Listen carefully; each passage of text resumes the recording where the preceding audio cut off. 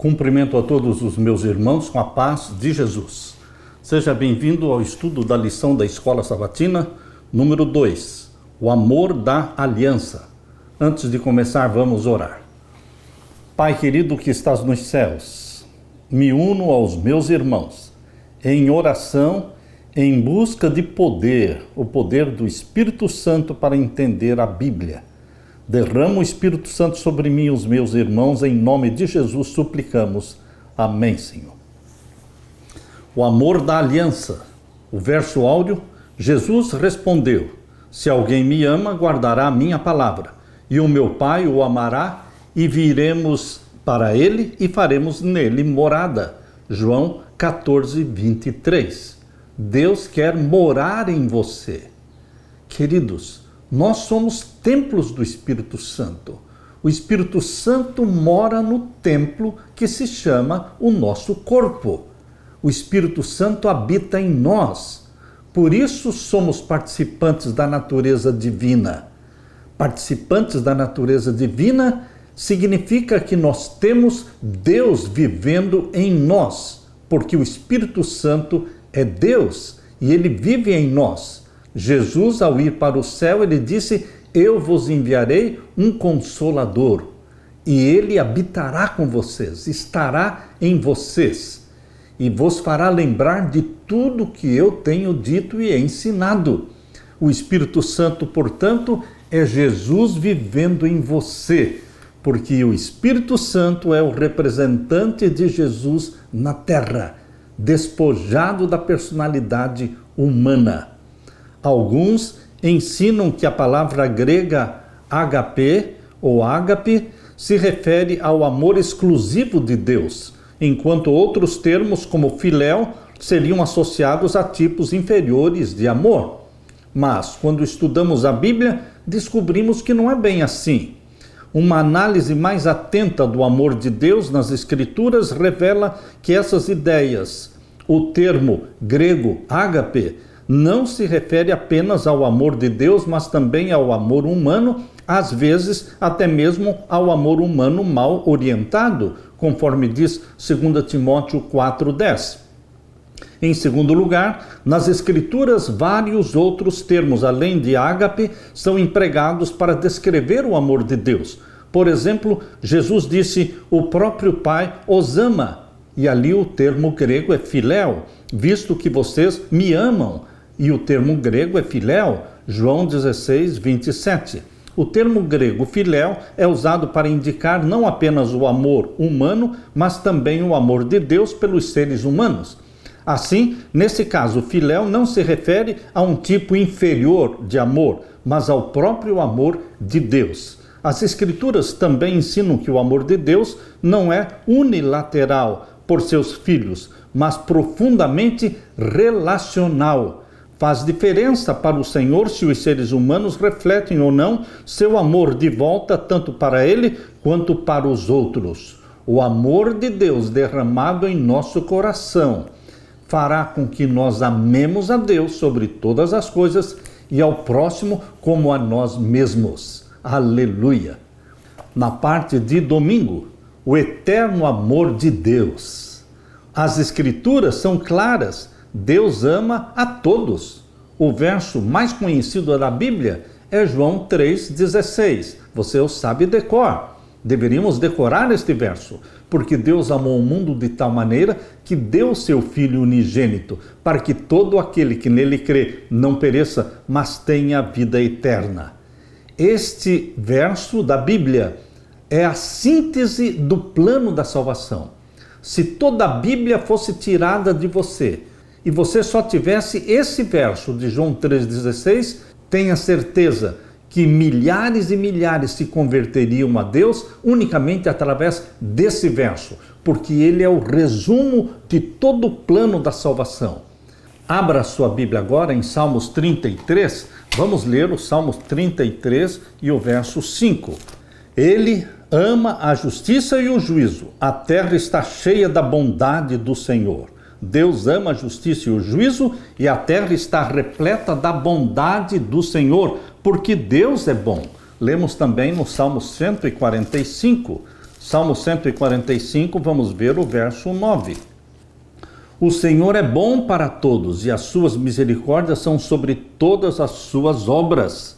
O que esses versos ensinam sobre até onde a bondade e a misericórdia de Deus alcançam? A bondade e a misericórdia de Deus alcançam todos. Todos os seres humanos na terra são alcançados pela graça, pela misericórdia, pela bondade de Deus. Deus ama a todos, Deus faz com que o sol nasça sobre todos, que a chuva caia sobre todos. Algumas pessoas podem achar que não são dignas de amor, ou que Deus pode amar a todos menos a elas. No entanto, a Bíblia ensina repetidas vezes que cada pessoa é amada por Deus. Não há ninguém a quem Ele não ame, e pelo fato de amar a todos, Deus também deseja que todos sejam salvos. Nem todos serão salvos, mas não por escolha divina. As pessoas vão se perder por escolha individual. Abra sua Bíblia na segunda carta de Pedro, capítulo 3. Segunda carta de Pedro, capítulo 3 e o verso 9.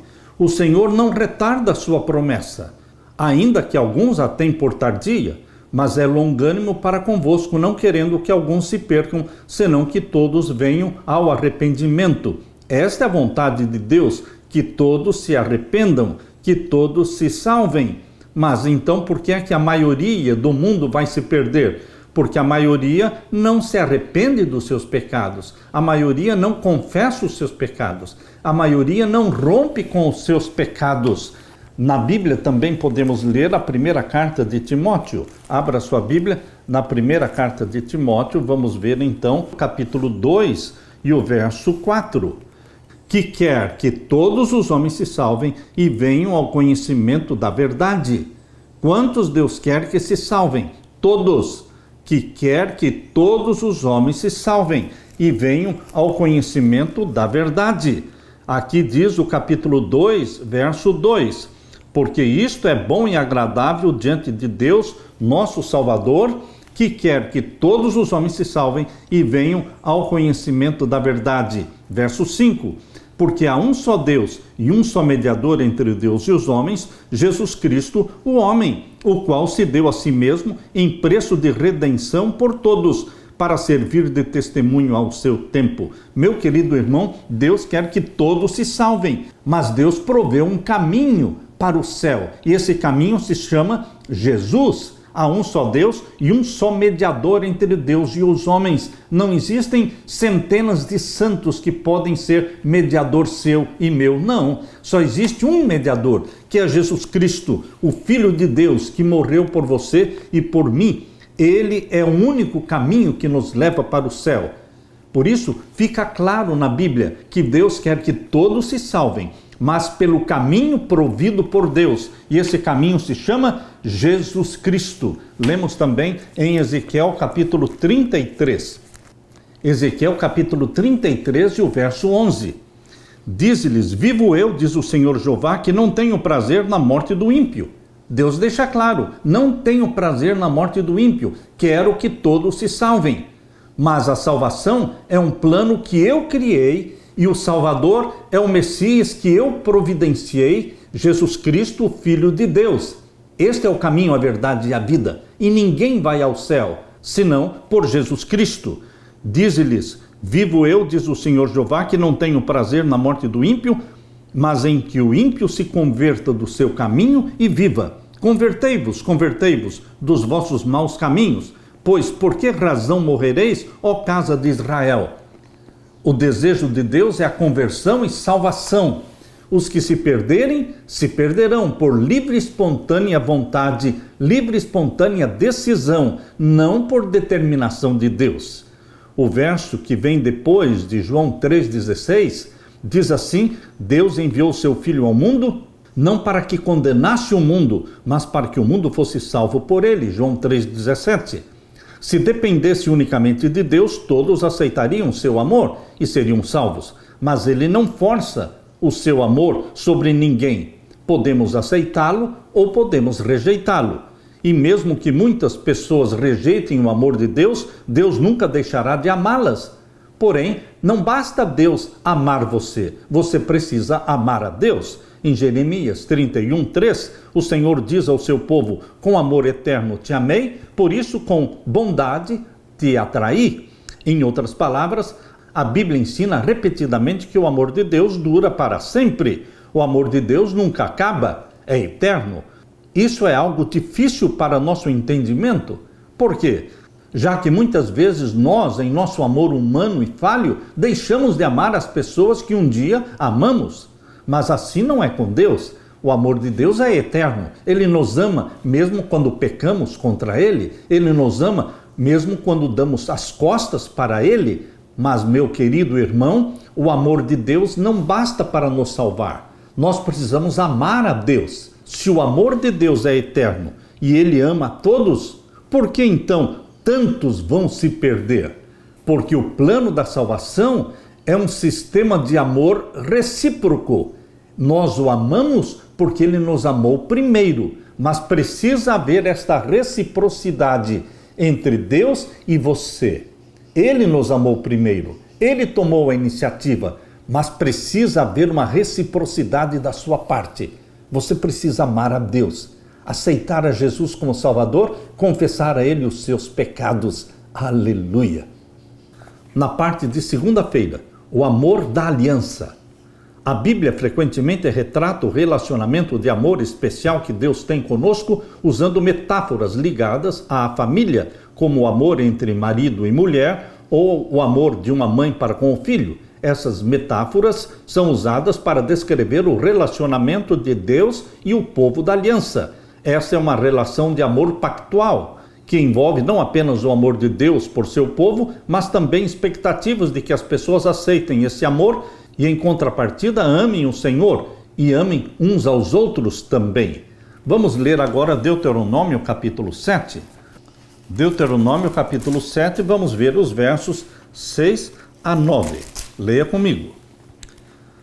E estas palavras que hoje te ordeno estarão no teu coração, e as intimarás aos teus filhos, e delas falarás assentado em tua casa, e andando pelo caminho, e deitando-te e levantando-te, também as atarás por sinal na tua mão, e te serão por testeiras entre os teus olhos, e as escreverás nos umbrais da tua casa e nas tuas portas. O amor de Deus é eterno, mas ele precisa ser compartilhado, ele precisa ser aceito.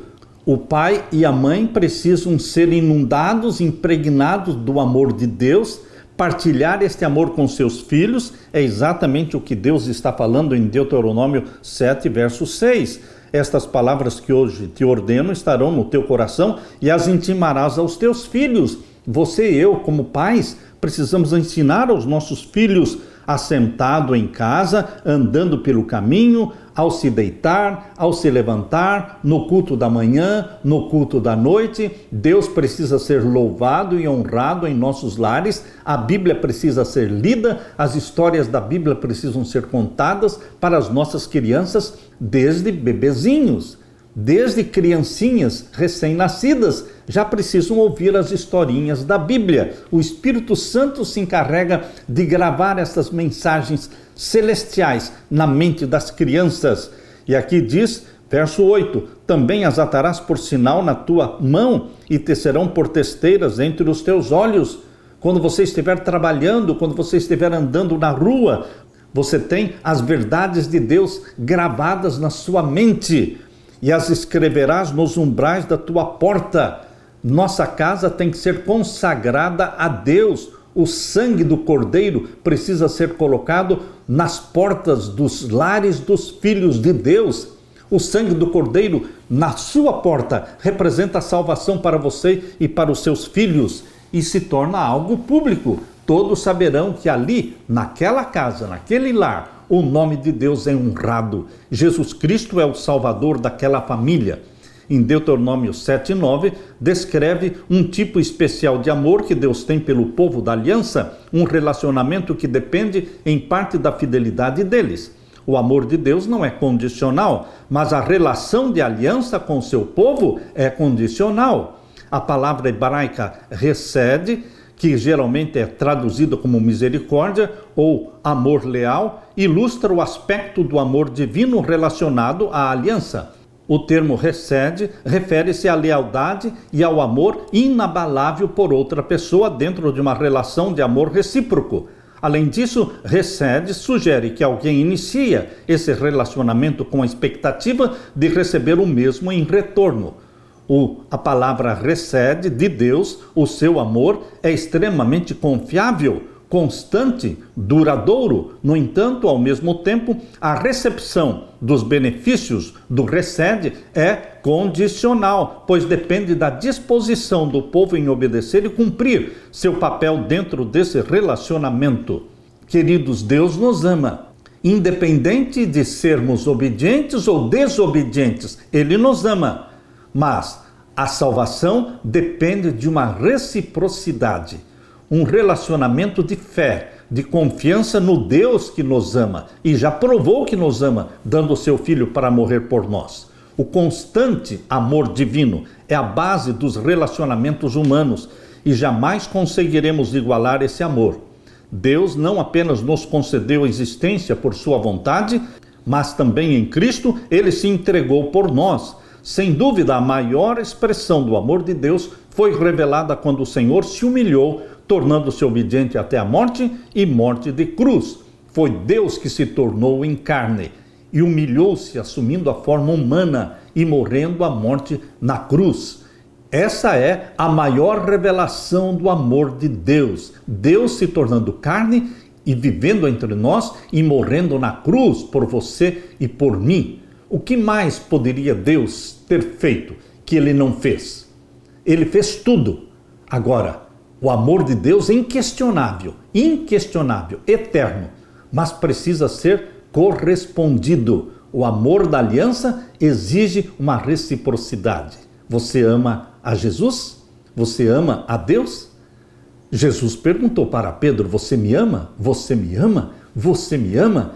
Jesus quer que você confirme o amor a Ele. Esse amor precisa ser não só em palavras, mas em atos, em vida, em estilo de vida, que você partilhe este amor aos outros, que este amor seja refletido no seu rosto, no seu olhar, na forma como você trata as pessoas. Que Deus deixe que o amor divino inunde a sua vida, meu irmão, minha irmã. Aleluia! Na parte de terça-feira, relacionamento condicional. Deus convida cada pessoa a desenvolver um relacionamento de profundo amor com Ele.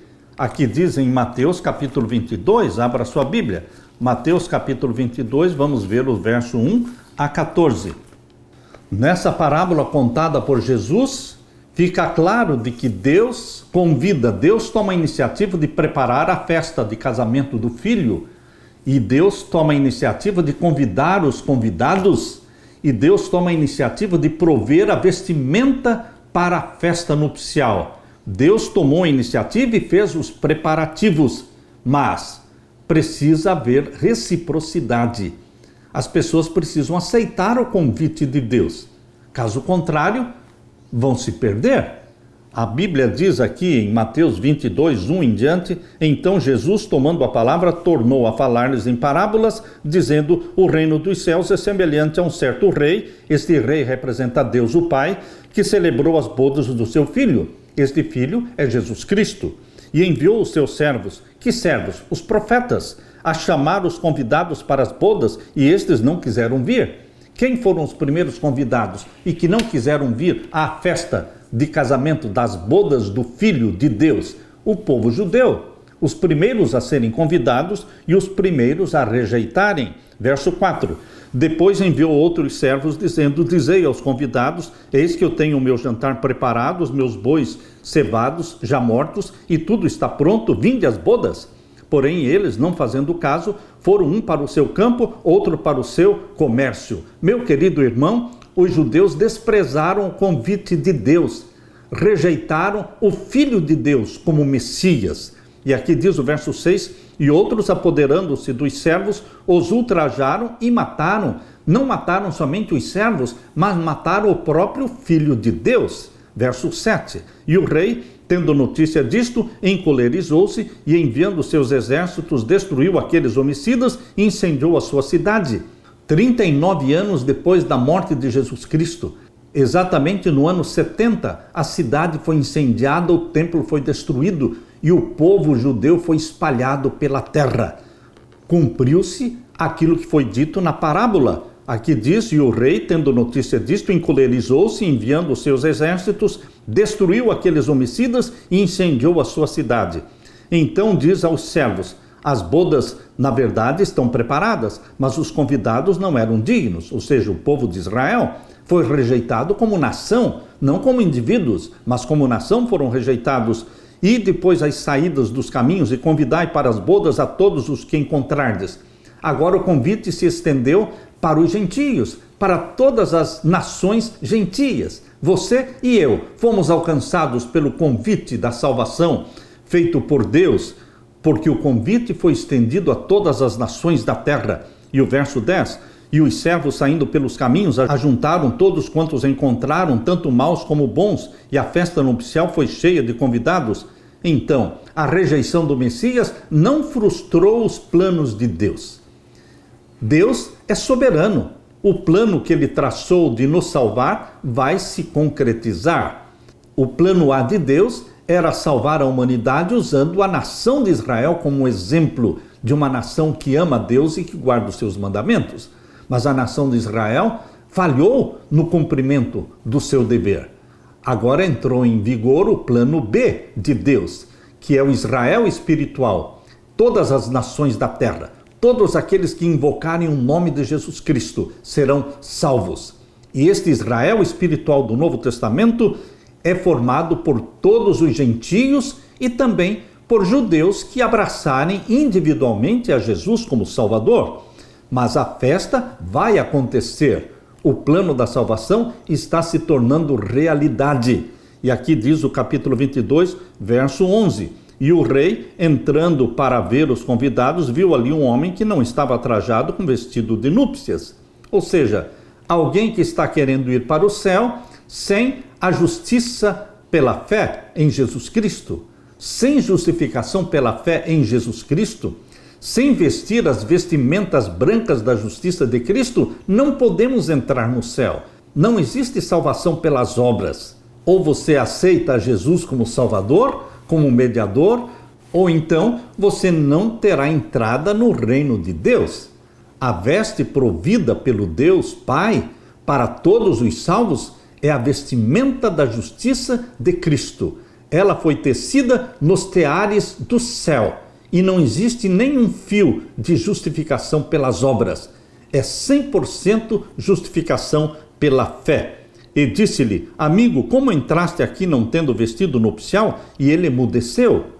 E disse então o rei aos servos: amarrai-o de pés e mãos e levai-o e lançai-o nas trevas exteriores. Ali haverá pranto e ranger de dentes, porque muitos são chamados, mas poucos escolhidos. Todos são chamados, mas poucos aceitam o chamado, poucos abraçam a Jesus como Salvador, poucos confessam os seus pecados. Meu querido irmão, responder a este convite de modo adequado envolve obedecer ao mandamento de amar a Deus e aos outros.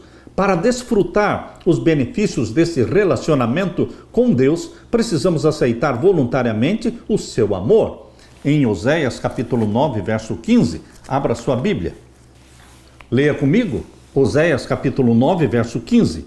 Toda a sua malícia se acha em Gilgal, porque ali os aborreci. Por causa da maldade das suas obras, os lançarei fora da minha casa. Não os amarei mais, todos os seus príncipes são rebeldes. A nação de Israel foi rejeitada por Deus por sua pecaminosidade, por sua idolatria, pela rejeição do Messias. Por isso aqui está a profecia: não os amarei mais, todos os seus príncipes são rebeldes. E podemos ler também Romanos capítulo 11. Romanos capítulo 11, vamos ver o verso 22. Considera, pois, a bondade e a severidade de Deus. Para com os que caíram, severidade, mas para contigo, a benignidade de Deus, se permaneceres na sua benignidade. De outra maneira, também tu serás cortado. Aqui o capítulo 11 de Romanos fala de Israel, chamado por Deus, os primeiros convidados, mas que foram rejeitados porque rejeitaram o Messias. Por isso diz em Romanos 11, verso 3, Senhor, mataram os teus profetas, derribaram os teus altares, e só eu fiquei e busco a minha alma. Mas que lhe diz a resposta divina? Reservei para mim 7.000 varões que não dobraram os joelhos diante de Baal. Aqui em Romanos capítulo 11, Paulo está falando de que a queda de Israel, a rejeição de Israel como nação, resultou na salvação dos gentios e também na salvação dos judeus individualmente que abraçarem a Jesus. Capítulo 11 de Romanos, verso 12. E se a sua queda, ou seja, a queda de Israel como nação, é a riqueza do mundo e a sua diminuição a riqueza dos gentios, quanto mais a sua plenitude. Existe esperança para a conversão dos judeus? Existe esperança. Individualmente nós vamos ter milhares e milhares de judeus que, arrependidos, virão até Jesus e abraçarão a Jesus como Salvador. Aqui diz Romanos capítulo 11, verso 25. Porque não quero, irmãos, que ignoreis este segredo, para que não presumais de vós mesmos, que o endurecimento veio em parte sobre Israel, até que a plenitude dos gentios haja entrado. Israel continua sendo duro de coração, duros para aceitarem o Messias, até que a plenitude dos gentios haja entrado. A plenitude dos gentios é a pregação do Evangelho em todas as nações, em todas as terras, para a conversão dos gentios.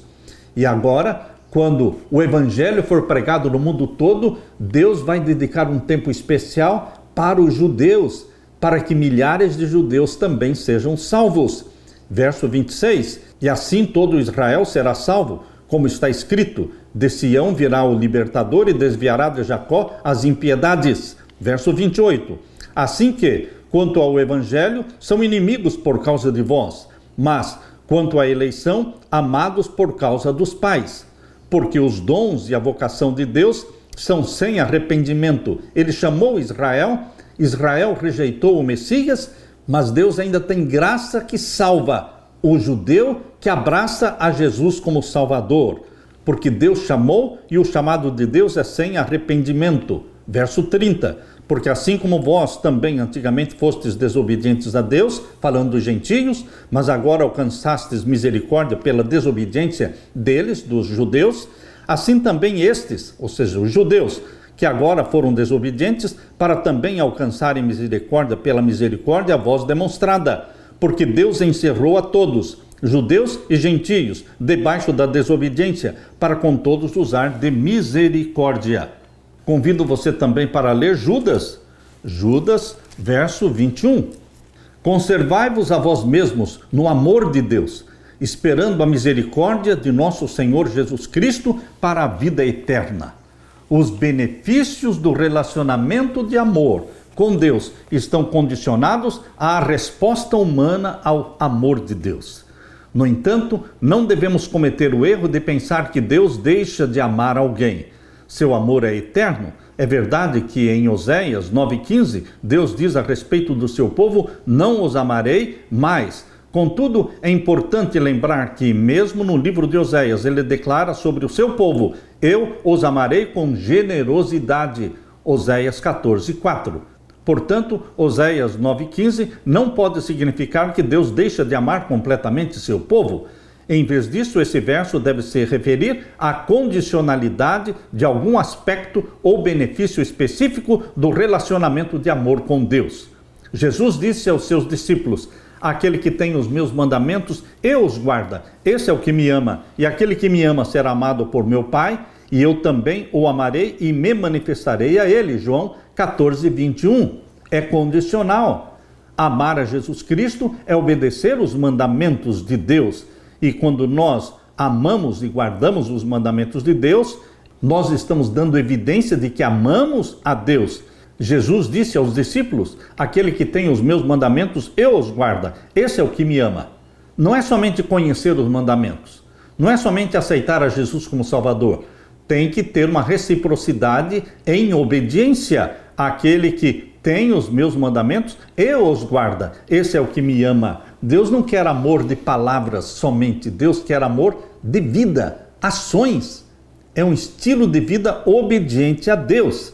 E acrescenta ainda: o próprio Pai os ama, visto que vocês me amam e creem que eu vim da parte de Deus. João 16, 27.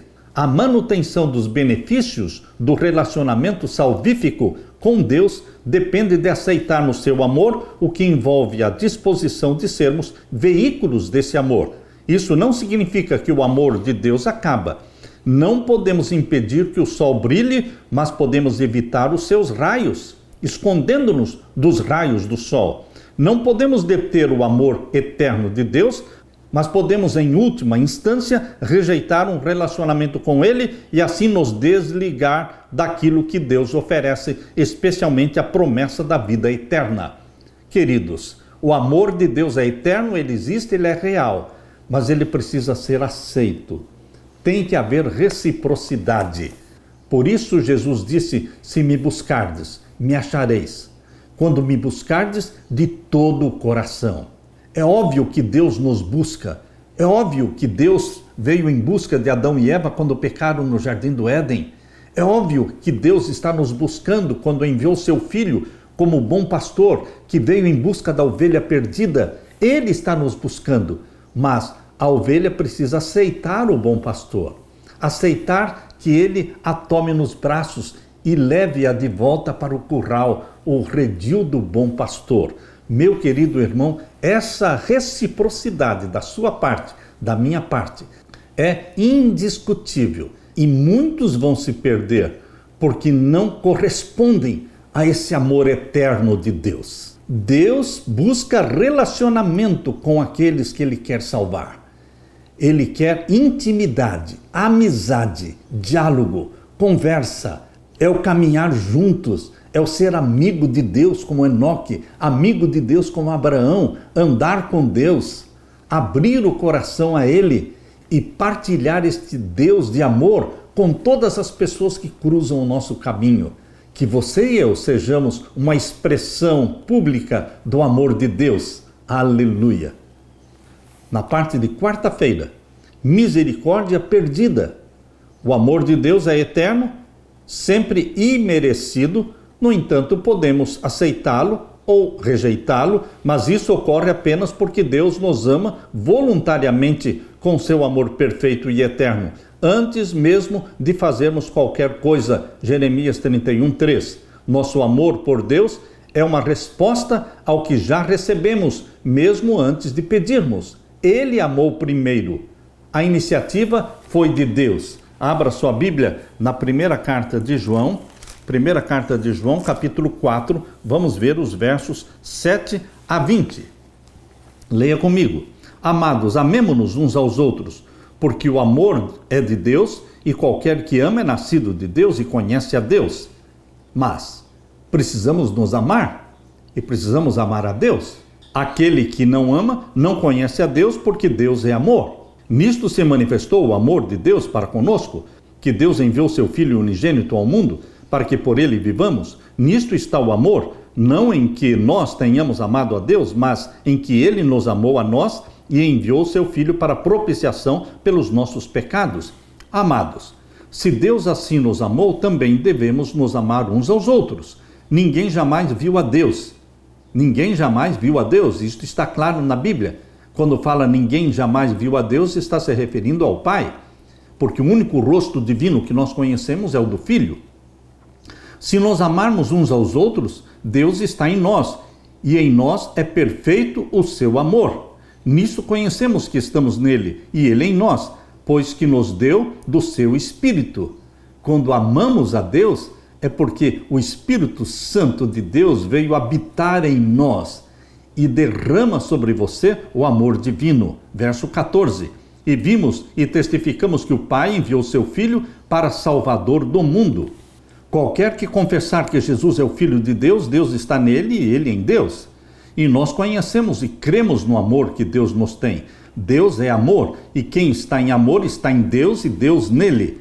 Nisto é perfeito o amor para conosco, para que no dia do juízo tenhamos confiança, porque qual ele é, somos nós também neste mundo. No amor não há temor, No amor não existe medo.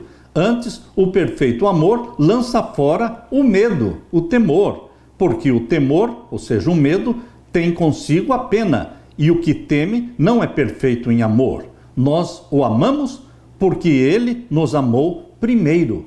Ele tomou a iniciativa. Nós somente correspondemos ao amor já revelado, já provado, indiscutivelmente foi provado pela dádiva de Jesus Cristo, pela morte de Jesus na cruz. Eu preciso corresponder a esse amor. Verso 20, se alguém diz, eu amo a Deus e aborrece ao seu irmão, é mentiroso. Se você não tem reconciliação com seu irmão, se você teve desentendimento e você não busca, não pede perdão, não se reconcilia, você está perdido. Perdido. Por quê? A Bíblia diz, se alguém diz, eu amo a Deus e aborrece ao seu irmão, é mentiroso. Pois quem não ama o seu irmão, ao qual viu, como pode amar a Deus, a quem não viu?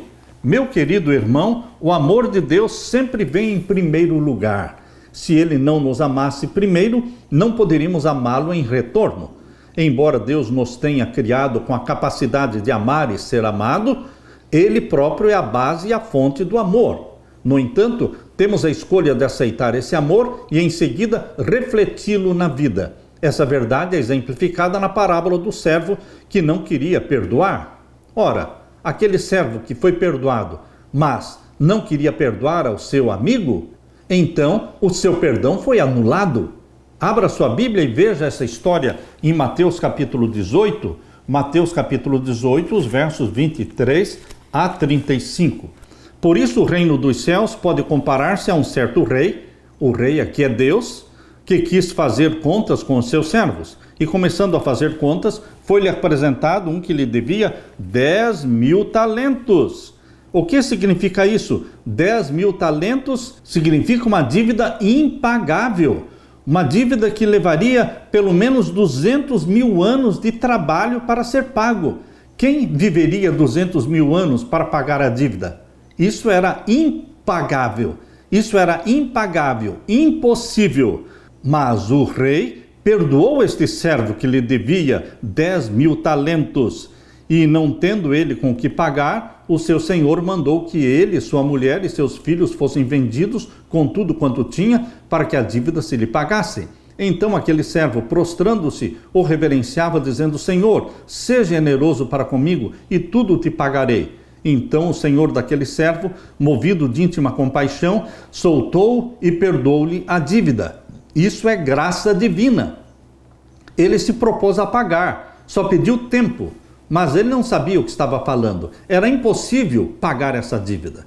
Por isso, Deus perdoa as nossas dívidas, perdoa os nossos pecados, e Ele nos salva, porque é-nos impossível alcançar a salvação por nossos próprios méritos.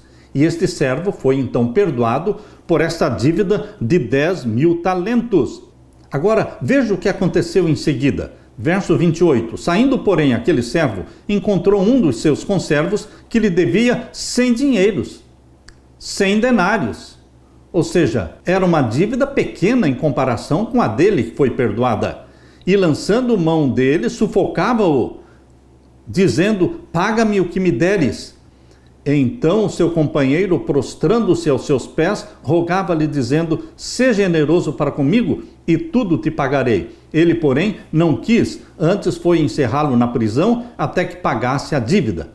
Vendo, pois, os seus conservos o que acontecia, contristaram-se muito e foram declarar ao seu senhor tudo o que se passara. Então o seu senhor, chamando-o à sua presença, disse-lhe, servo malvado, perdoei-te toda aquela dívida porque me suplicaste. Não devias tu, igualmente, ter compaixão do teu companheiro, como eu também tive misericórdia de ti? E indignado, seu senhor o entregou aos atormentadores até que pagasse tudo o que devia. Assim vos fará também meu Pai celestial, se do coração não perdoardes cada um ao seu irmão as suas ofensas. O princípio aqui é perdão. Nós precisamos, carecemos do perdão de Deus para sermos salvos. Precisamos. E são muitos os pecados, mas Deus nos perdoa. Mas como você está agindo com aqueles que ofenderam você? Como você está agindo com aqueles que pecaram contra você? Será que você está disposto a perdoar, assim como Deus perdoou você? Você está disposto a perdoar o seu irmão, o seu amigo, aquele que traiu você, aquele que caluniou você? Como você age? Se nós não perdoarmos aqueles que nos ofenderam, Deus também não perdoará a nossa dívida. Muitos vão se perder, não porque não foram perdoados, mas porque não perdoaram. E quando nós nos negamos a perdoar aqueles que nos ofendem, Deus então cancela o nosso perdão. Porque a Bíblia diz, perdoem para que sejam perdoados. Na parábola, era impossível aquele servo pagar a dívida. Ele devia ao Senhor 10.000 talentos. Um talento equivalia a cerca de 6.000 denários. Um denário era o trabalho de um dia. E um denário era o que um trabalhador recebia por um dia de trabalho. Um trabalhador levaria 6.000 dias para ganhar um talento. Mas ele devia 10.000 talentos. Descontando os dias de folga, ele conseguiria trabalhar 300 dias por ano e assim ganhar 300 denários. Levaria cerca de 20 anos para pagar um talento, que consistia em 6.000 denários. 6.000 dividido por 300 é igual a 20. Então, para juntar 10.000 talentos, um trabalhador médio teria que trabalhar 200.000 anos. Quem trabalharia 200.000 anos? Jesus contou uma parábola onde a dívida é impagável, mostrar que é impossível a salvação pelas obras, pelos seus próprios méritos. Não, me dê um tempo que eu vou pagar. Não vai pagar. É impossível você se salvar. Ou Deus nos perdoa, ou Deus usa de graça para com você e comigo, ou nunca vamos nos salvar. A graça divina chega até você pelo sangue de Jesus. O preço pago foi o sangue precioso de Jesus. Porém, quando o servo perdoado se recusou a perdoar a dívida muito menor de 100 denários de um dos seus conservos e o lançou na prisão por causa da dívida, o Senhor ficou indignado e anulou o seu perdão. Então é possível você ser perdoado e depois Deus anular o seu perdão? É possível. Se Deus perdoa os meus pecados e eu me nego a perdoar os pecados daqueles que me ofenderam, então o meu perdão será anulado. É isso que Jesus está nos ensinando nesta parábola. Então, meu querido irmão, muito cuidado com aquele irmão com quem você está brigado, com quem você não conversa, você não cumprimenta. Se ele está numa festa, se ele está numa casa, você não comparece lá porque você está de mal com ele. Vocês estão sem se conversar há meses, há anos. Existem adultos que estão brigados há anos, mas eles estão frequentando a igreja, eles estão devolvendo o seu dízimo, eles estão guardando os mandamentos de Deus, eles pensam estar salvos, mas eles estão perdidos, porque eles não perdoaram os seus ofensores. Não existiu a reconciliação. Para que o perdão que recebemos de Deus não seja cancelado, nós precisamos perdoar. É o marido que perdoa a esposa, é a esposa que perdoa o marido, é o empregado que perdoa o patrão, é o patrão que perdoa o empregado, são amigos que se perdoam. O perdão que eu dou é o perdão que eu recebo. Amando é que se é amado, é perdoando que se é perdoado. Aleluia! Na parte de quinta-feira, vocês receberam de graça, deem de graça. Assim como o servo jamais conseguiria quitar a sua dívida, nós também nunca seríamos capazes de pagar a Deus, conquistando ou merecendo o seu amor. No entanto, o que podemos e devemos fazer é refletir o máximo possível o amor de Deus aos outros. Se recebemos grande compaixão e perdão, quanto mais deveríamos conceder compaixão e perdão aos outros? Lembre-se de que o servo perdeu o acesso à compaixão e ao perdão de seu senhor, porque não os concedeu ao seu conservo. Se amarmos a Deus, não deixaremos de refletir o seu amor aos outros. Qual é a ligação entre o amor de Deus o nosso amor por Ele e o nosso amor uns pelos outros. João, capítulo 15 e o verso 12. Leia comigo. João, capítulo 15, verso 12. O meu mandamento é este, que vos ameis uns aos outros, assim como eu vos amei. O padrão é Jesus Cristo. É a Ele que temos que imitar. O padrão de amor é o amor de Jesus Cristo para conosco. Ele nos ama não porque somos bons, mas Ele nos ama e deu a vida por você antes de você amá-lo. Antes de você nascer, Ele já tinha dado a vida por você. Portanto, o mandamento de Jesus é este. O meu mandamento é este, que vos ameis uns aos outros, assim como eu vos amei. Agora leia também a primeira carta de João, capítulo 3 e o verso 16. Primeira carta de João, capítulo 3, o verso 16. Conhecemos o amor nisto, que Ele deu a sua vida por nós e nós devemos dar a vida pelos irmãos. Não é só dar um prato de comida, não é só ajudar financeiramente um irmão, é a disposição que eu e você deveremos ter de, se necessário for, dar a nossa vida pelo nosso irmão. Porque é isso que Jesus fez por você e por mim. Conhecemos o amor nisto, que Ele deu a sua vida por nós e nós deveremos dar a vida pelos nossos irmãos. Quem, pois, tiver bens do mundo e vendo ao seu irmão necessitado lhe cerrar as suas entranhas, como estará nele o amor de Deus? Meus filhinhos, não amemos de palavra, nem de língua, mas por obra e em verdade. 1 João 3, 18. Nós deveremos amar de verdade, com ações que comprovam nossas palavras. Logo depois de João 15, 12, Jesus disse aos seus discípulos: vocês são meus amigos se fazem o que eu lhes ordeno. João 15, 14. E o que Jesus nos ordenou? Entre outras coisas, Jesus nos instruiu a amar os outros como Ele nos amou. Nesse e em outros textos, o Senhor nos ordena amar a Deus e uns aos outros. Devemos reconhecer que recebemos o perdão de uma dívida infinita que jamais conseguiríamos pagar, que foi paga na cruz por você e por mim. Portanto, devemos amar e louvar a Deus e transmitir o amor e a graça aos outros. Aquele a quem muito é perdoado, muito se ama, mas aquele a quem pouco se perdoa, pouco ama. Lucas 7,47. E quantos de nós falhamos em perceber o quanto fomos perdoados? Em quantos pecados Deus continua nos perdoando e tendo misericórdia de você e de mim? Se amar a Deus implica amar aos outros, devemos compartilhar com urgência a mensagem do amor de Deus, tanto em palavras quanto em atos. Devemos ajudar as pessoas na vida diária delas, aqui e agora, e também sermos canais do amor de Deus. As pessoas precisam conhecer o amor de Deus e você é o rosto de Jesus para elas. Você é a mão ajudadora de Jesus para elas. Você não pode pensar em outras pessoas, você não pode levar os necessitados, carentes para as Dorcas, para a assistência social. Elas vieram até você, você deve prover ajuda para elas. Ah, mas eu não tenho recursos. Ajude com o que for possível. Você recebeu a salvação de graça. De graça você deve partilhar esta salvação.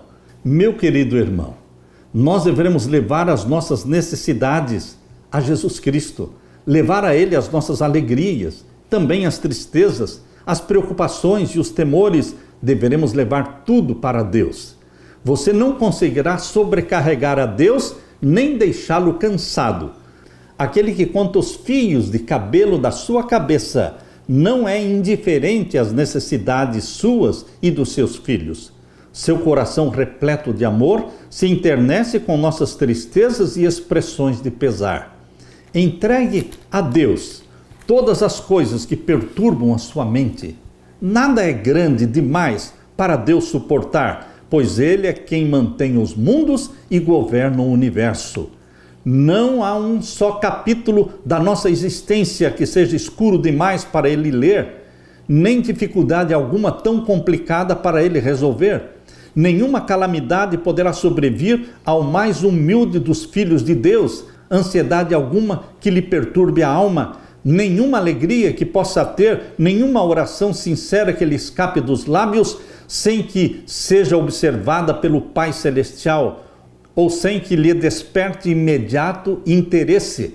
As relações entre Deus e cada pessoa são tão particulares e plenas que é como se não houvesse nenhuma outra por quem tivesse dado seu Filho amado. Como dizia Santo Agostinho, Deus te ama como se existisse somente você para amar. Este é o amor de Deus. Ele teria morrido, mesmo que fosse por uma única ovelha. O bom pastor teria dado a sua vida. Partilhe deste amor, desfrute este amor, distribua este amor e que o amor de Deus seja refletido na sua vida, principalmente dentro de casa. Por quê? O lugar mais difícil de refletir o amor de Deus é dentro do lar. Por isso Ellen White falou no livro Lar Adventista, aquele que é santo em casa será santo em qualquer parte do mundo. Que exista o amor refletido nos olhos e nas ações, nas atitudes do marido, da esposa, dos pais e dos filhos, e que Jesus seja honrado na sua vida e no seu lar. Aleluia! Deixe-me orar com você. Pai querido que estás nos céus, obrigado pelo teu amor, inquestionável, eterno.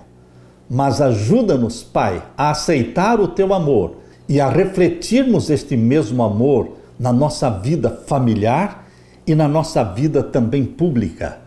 Que o teu Santo Espírito seja derramado sobre nós, nos ensinando a amar como Jesus nos amou, a perdoar como Jesus nos perdoou, pois é em nome de Jesus que pedimos. Amém, Senhor. Que Jesus te abençoe, meu querido irmão, minha irmã, e que Jesus te dê a paz.